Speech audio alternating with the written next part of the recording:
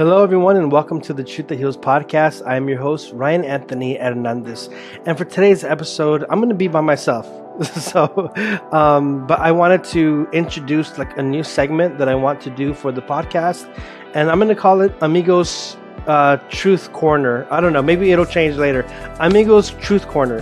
And I have this podcast, The Truth That Heals, but I wanted to make a spot where I can talk. I wanted to talk about the journey it takes to become a podcaster, to be on YouTube, at least for me. Because personally, I was terrified. I was afraid people were going to say shit. I was afraid of being embarrassed. I was afraid of... I was afraid of what others were going to think, what others were going to say.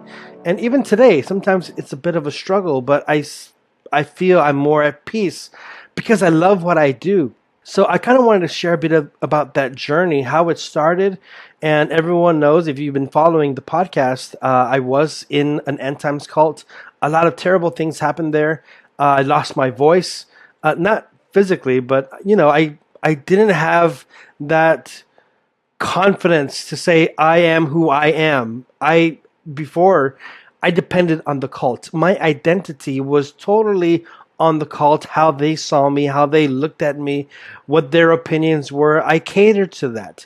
And I wanted to break free and to see who I was as an individual, to see what were my hobbies, what were my likes, my dislikes. So I had to kind of break open. And for me to break open, besides having therapy, was to be creative, to find projects. And for me, it started off with blogging. I remember blogging and writing. And at first, I was kind of scared because I knew that some of the things that I was writing were controversial, particularly to the cult that I was in. But as I started writing, I was able to connect with others, and sometimes in a good way, sometimes people were pissed off, but it felt good to finally be able to express myself. But from there, it's like I want to keep growing. I want to see where this goes. So I started off with blogging, and that was terrifying. But then it moved on to recording my voice. So I remember writing like scripts, and I'd have like 10 pages, and then as I'm recording my voice, sometimes I can't even read my writing. So I was like, damn, I gotta start from the beginning, because at that time I didn't even have knowledge on editing, on cutting. All those things were super foreign to me, but that's part of the learning process. When I first started recording my voice, there was a lot of fear and a lot of embarrassment. And I remember when I was recording that first time, I listened to my voice and I thought to myself, dude, is that how I sound? I sound like that? I mean, in my head, I sound like a totally different person, but the recordings don't lie. And so I had to get used to my voice, and I had to get comfortable, and I had to keep my mind on my personal goal, which was to grow. And I knew that if I'm going to grow, I'm going to have to keep going. And it's led to, from blogging to doing the podcasting, getting over that feeling of being humiliated by my own voice, getting over that. And then the hardest part was recording my face. It's terrifying to get a camera. Well, I mean, I just have my little MacBook Air camera, and sometimes I'll have my phone to record my face. But that was terrifying. How the heck am I going to get in front of a camera and talk? Getting in front of a camera was very hard for me. I was very embarrassed. I thought, man, I'm not good enough. Look at all those other podcasters and YouTubers out there. I mean, they're like superstars. And who the hell am I? I'm just some cult survivor who can barely talk. But I was motivated because I wanted to... Initially, when I first started the podcast, it wasn't even about cults. It wasn't about abuse or anything. I just wanted to talk about random shit. What were my thoughts? And I think it's my first episode on the Truth That Heals podcast. If you listen to way back when I first started, It was an interview with one of my coworkers, and the way we did it was because I was driving him around.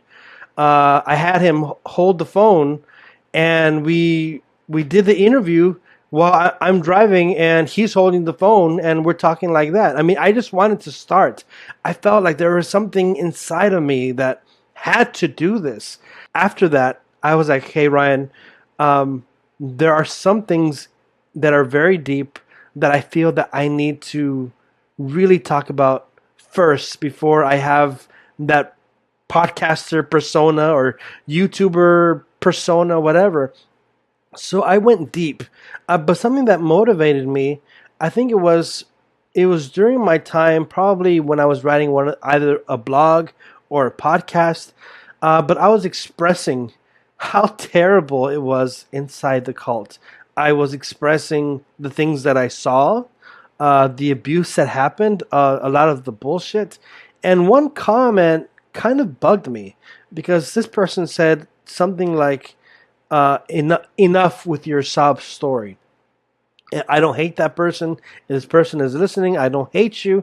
But the truth is, that bugged the hell out of me because my thoughts were, how many people out there who are suffering with depression or who have been victims of abuse or whatever, how many times have they tried to share their story or say something and they get shot down and they get told some bullshit like that?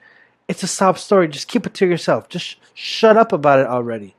It's not positive. It's for me. It's destructive. And what I want to do is I want to make this podcast something constructive.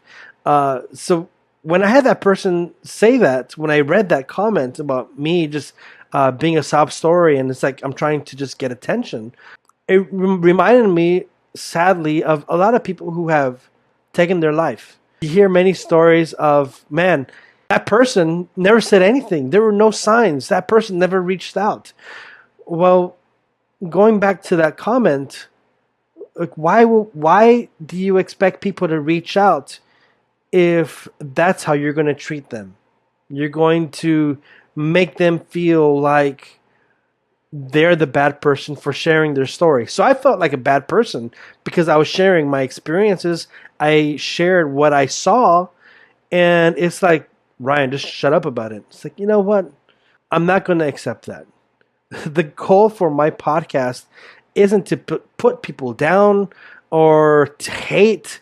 My goal is to really listen.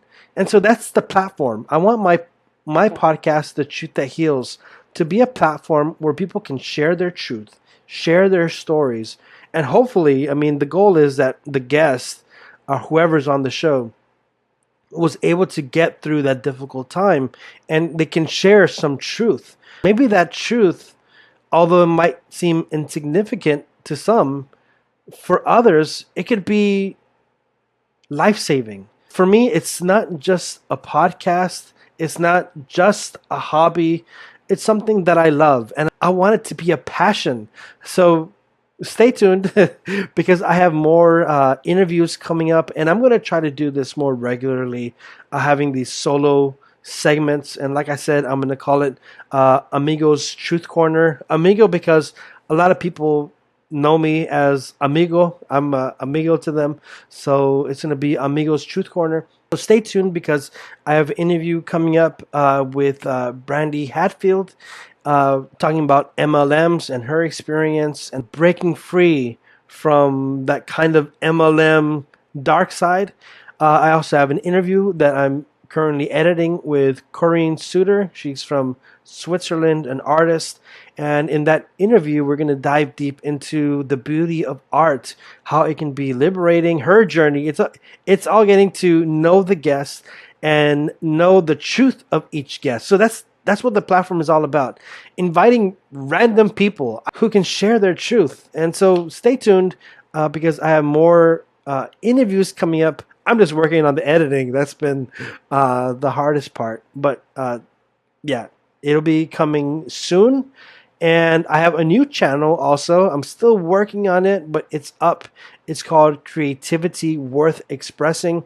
And Creativity Worth Expressing, actually, it it grew from the Truth That Heals podcast, because the Truth That Heals, I needed to find a healthy way to express myself. I want to do something positive, something creative. And for me, finding a positive place to express myself has helped me to grow, has helped me to mature, has helped my mental health, my spiritual health. Creativity worth expressing has evolved from me encountering the beauty of finding a healthy way to express oneself. So go ahead and, if you would like, subscribe to my new channel, Creativity Worth Expressing, and check that out. And thank you for listening to today's episode. I'm Ryan Anthony Hernandez, and I'll be leaving links so you can find me on places like Instagram, TikTok, and all that. Have a good day. Wish you all the best. Peace.